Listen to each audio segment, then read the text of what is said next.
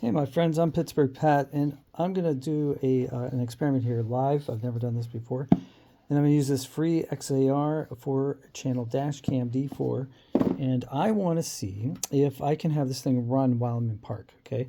And I don't want to hook it into my fuse box.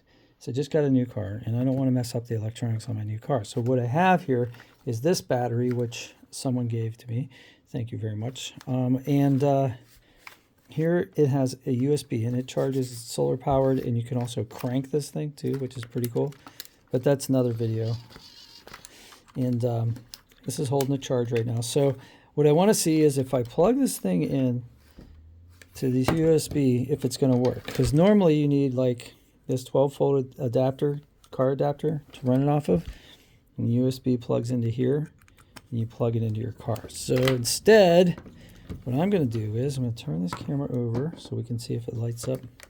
And I'm going to plug this in to, and USB-A's are always this way. It never goes in right the first time.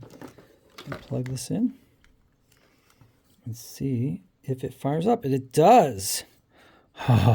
This is going to work. All right, so I'm going to take this plastic off here.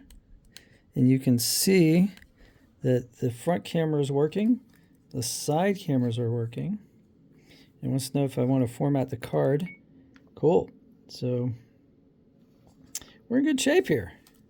I think this is going to work. Very cool.